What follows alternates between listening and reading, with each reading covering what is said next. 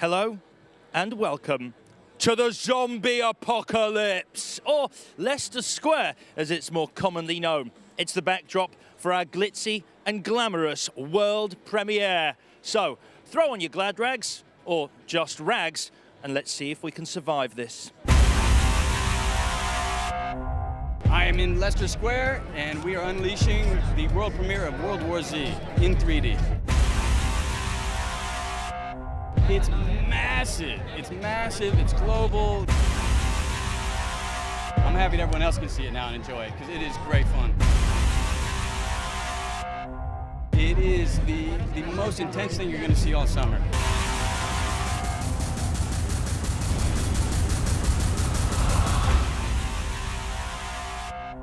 So, you're one of the lucky ones who survived the war on zombies. If you've got your head screwed on, what you'll do is you'll get a paper and a pen and document the whole thing. Then give it a catchy title like, oh, I don't know, World War Z, and wait for a certain Mr. Brad Pitt to come along and turn it into a movie, which is exactly what happened. You know that the aircraft touched down. Yeah, are these the roots? What is it? Statue of Liberty or snowman? Blackout and declared martial law. Daddy, what's martial law? I read the book, Max's book first, and it was the template for everything, and I was a big fan. It's not your usual narrative, so we sort of adapted the movie to work as more of it as a narrative, but it's a fantastic book. The novel takes place after the apocalypse is being contained, and it's basically this series of kind of journal entries, people's experiences. Why are there so many? It's like 3 in the last 5 minutes. What is going on? I also thought, how are they going to make it? I mean, you could do a kind of a documentary going around, but that's not really going to work. And I think the book is so filled with information. There's so many bits that you can use that they really did a great job to find the best anecdote and put it into a great story. Jerry? We're starting at a normal day in Philadelphia with Brad's family, and next thing you know, all hell breaks loose, and you're on a ride of your life. Are you okay? When we approached it, we said, okay, let's set this in present tense and make it sort of that the urgency is and the pressure is much more on, and let's try to figure out where it all started, where is patient zero, and that sort of gives you a sort of like ticking clock and attention. It's the same worldwide. Is anyone doing better than we are? Something is happening, something awful, and they're coming, and they're here, and they're destroying everything in their path. People who know the novel will remember sequences that they read, which now Jerry Lane is actually experiencing. Your secretary here says you were his best investigator when you were at the UN. I want to send you in with the team. Help Dr. Fossbach find whatever it is he needs. Very early on, we always discussed that he should be like your normal guy. It's almost like your Robert Redford's character in 3 Days of a Condor.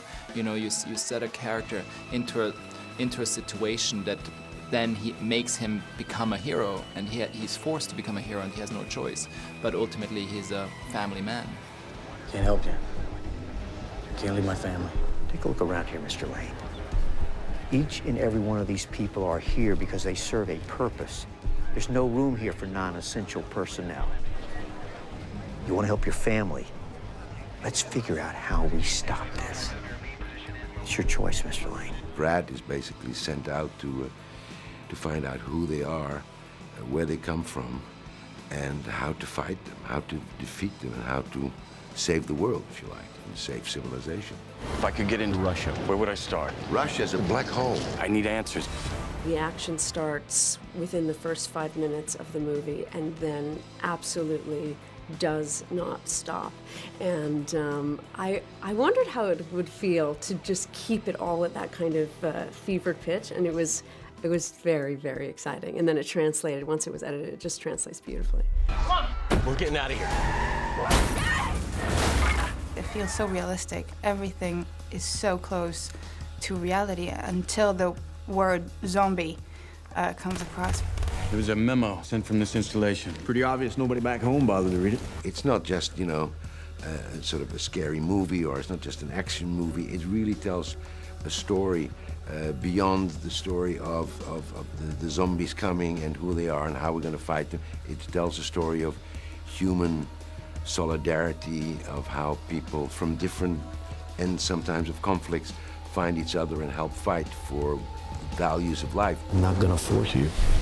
But don't pretend you're not well suited for the job. The film, I think, is working on a few different levels. Obviously, it's like a super suspenseful, really fun zombie movie. And then it's also just like a survival movie. Baby? Tell the kids I'm coming back. From the first moment, I thought it's so important that the movie starts off intense and doesn't let you off the hook. And then ultimately, though, instead of having a big set piece and going out with a huge bang, I thought it would be much more interesting, like a lot of my other movies, to be a little more reflective and have the tension sort of like in a haunted house kind of style. Like you think, oh, the zombie is around the corner, just waiting there for you to leech out. I'm scared. How do we know they're coming? They're coming. Ready? You know what's more annoying than a zombie apocalypse? A person so effortlessly cool that they imbue everything they're involved in with this magnificent charisma. But enough about me. Let's hear what the cast and crew think the secret of Mr. Pitt's great success actually is. Action! Come on, let's go! Brad is an iconic actor, and he's an incredible, gifted artist, and it's like just his sensibility to material is so good. I'm all over it. Well, Brad Pitt is an absolute star. I mean, in the sense that he is an absolutely attractive person and a personality, and he exudes, I mean, it's just, the whole thing breathes attraction, if you like. Gentlemen, welcome to Fight Club. The first rule of Fight Club is you do not talk about Fight Club. The second rule of Fight Club is you do not talk about Fight Club. Brad, you know, is one of our biggest and most wonderful stars, but I think what's most true about him is that he's actually like a really regular guy. He's funny, he's a dad, he's extremely hardworking, so he brings those qualities to the screen, and I think people feel comfortable watching him because you would be just as comfortable sitting in a room with him. The great thing about Brad, he's almost like a character actor, but he looks like a movie star. So that's why he's able to jump around all these different genres. His city's over, man. He just lost his country. He didn't say a word. He's just a great personality. He's very grounded. He's very a people's person. Very direct, very honest, very focused. It was really inspiring working with him. I got a lot of great tips and very good energy. I think we worked well together. It was great.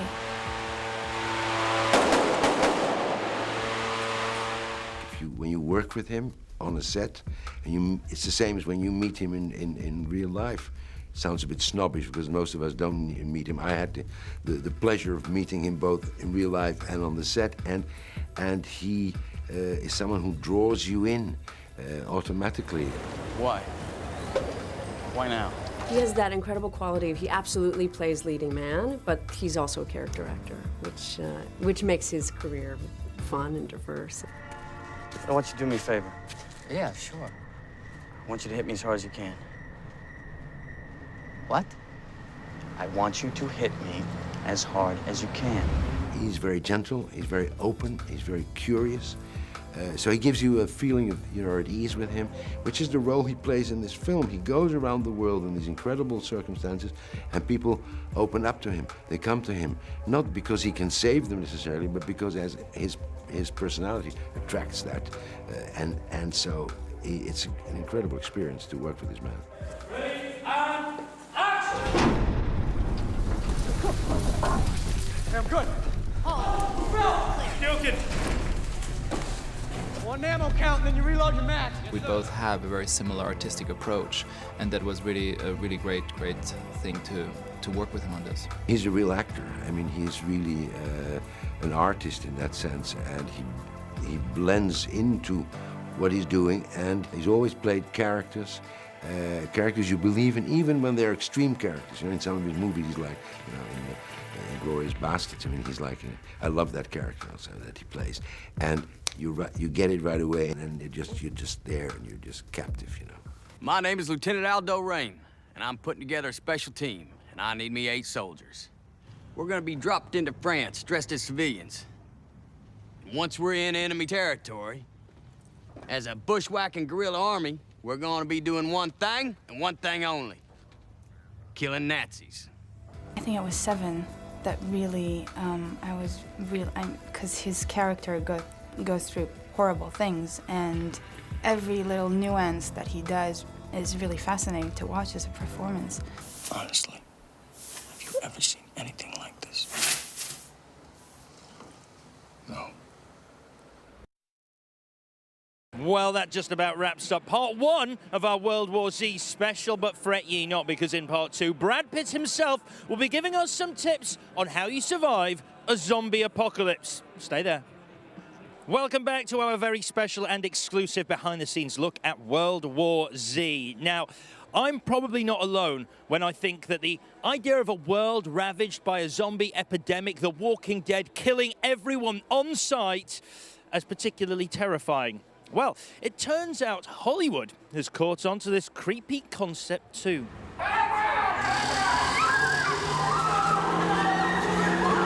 I always loved horror films, and I always loved zombie films, and especially, you know, the early ones, but then I also really liked the Danny Boyle one, 28 Days Later, and I thought it's just like an inspiring genre, and there's no better metaphor in the times we live in than zombies. They keep taking their turns, right? It was vampires for a while, and now zombies have taken over. They're scary, but they can also be funny. It's like zombies, you can kind of twist it around to be whatever you want it to be. I know we have really fast-moving zombies, which makes them terrifying. I like to feel big feelings, so it can be fear, and it can be big violent films that make you really scared and angry maybe.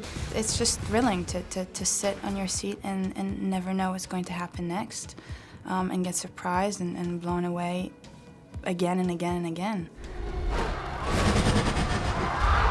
I think that what captivates an audience and will captivate the audience with this film is beyond the horror genre fans. What is captivating is that there's something out there, nature, and the environment and everything that's surrounding us in this world has forces that we cannot control. And on the one hand, we're scared, on the other hand, we love to be scared also. Yeah. The noise. Are they drawn to it? Yeah. Sound draws them. You fought any yet? Philly, Newark. Good. What about Houston, Louis? Baltimore. Atlanta? Detroit? Guys, I'll be honest with you. I don't know of any place back home that's doing very well. We're all slightly on edge, and there's sort of this fear in the air that, you know, anything could collapse at any moment, and those movies sort of tap into that fear, and it's a really big appeal. My husband loves scary movies. I personally don't like scary movies. This will be my first zombie movie that I ever see. But this one, because it's not too grossy gory, it's just really suspenseful, is very enjoyable as well.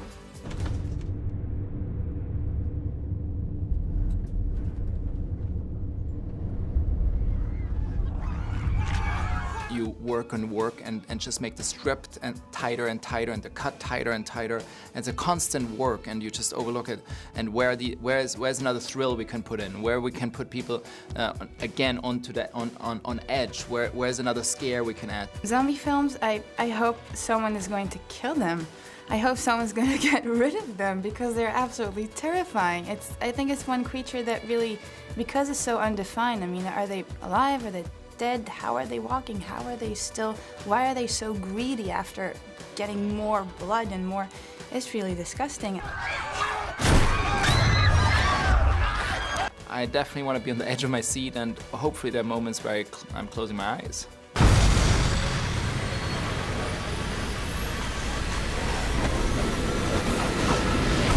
You know what I miss from movies these days? power ballads. There was a time when the likes of Aerosmith, Bryan Adams, and hey, even Wet, Wet, Wet would play us out of the auditorium. So thank the Lord that Muse have taken it upon themselves to bring it back. Sorry. I've just heard it's not actually a love song about overcoming the odds. Ugh.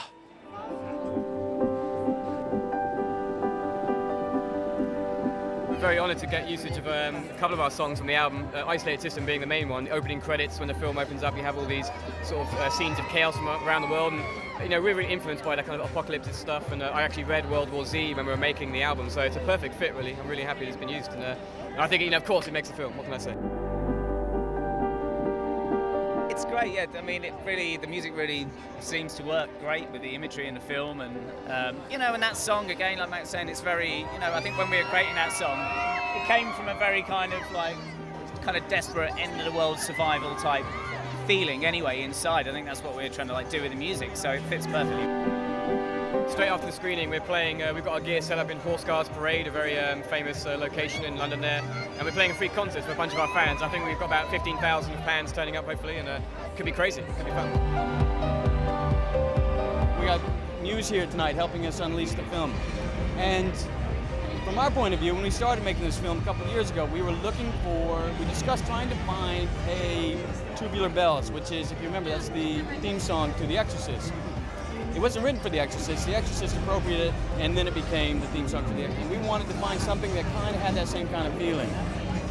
Lo and behold, these guys, our friends Muse, were reading the book at the same time that they were writing their album, The Second Law.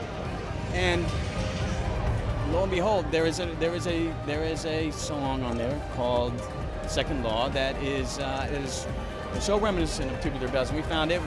We lobbied for it in the film. They at the same time, we're big fans, and it just worked out beautifully. It's a really nice coming together.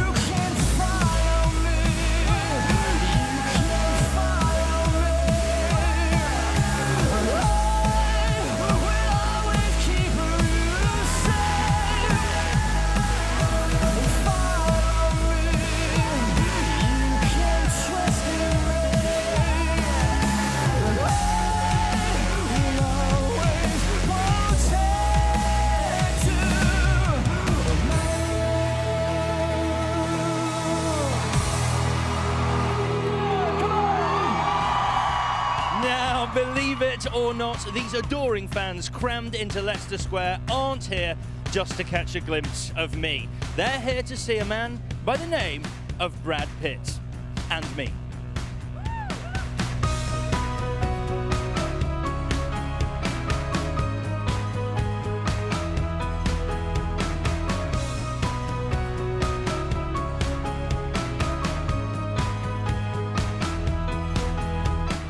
Ladies and gentlemen, I'm joined right now on the stage by the one and only Mr. Brad Pitt.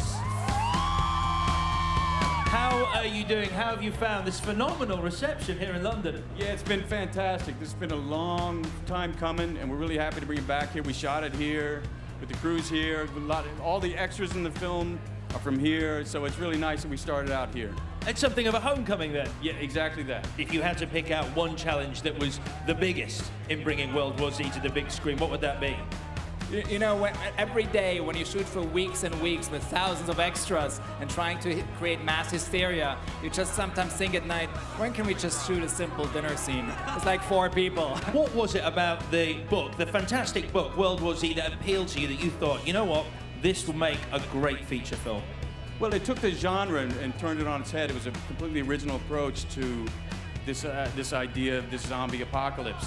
And on top of it, it approached it with kind of with the ills of today, with our fears of certain pandemics and what if they were to get out of the box, like when SARS started. But on top of that, I mean, certainly what we ended up with 5 years later is just this big summer fun, you know, apocalyptic kind of intense, the most intense film I've seen all summer. So we're thrilled to be here and thrilled to bring it here and thrilled for people to see it. How was it for you working on a movie that is so epic in its scale? Thrilling, and also, you know, on a day-to-day, you just come in and you try to tell the tiny bit of story you're telling each day, and Mark really kept that focus of the simplicity of the family, and then, of course, you know, these huge, wonderful action sequences. Tell everyone what they can expect from World War Z. When they sit down in the cinema, they've paid their money, they're on the biggest screen they can find, what can they expect? They can expect to not breathe in the first 30 minutes and then probably hide in the next 90 minutes behind their chair. I knew what the story was, and I was still holding my breath when I saw it, so I think it's going to be a thrilling ride. Is it kind of fun to have made a movie that you know is going to scare people? It is, I say it again, it's the most intense film you're going to see all summer. And big fun, really big fun. So we're very, very proud of it. Thank you. Well, that's it. It's safe to come out of your bunkers and stop eating tinned food. Congratulations, you survived World War Z. Now let's see if I can survive the rush hour. Bye-bye.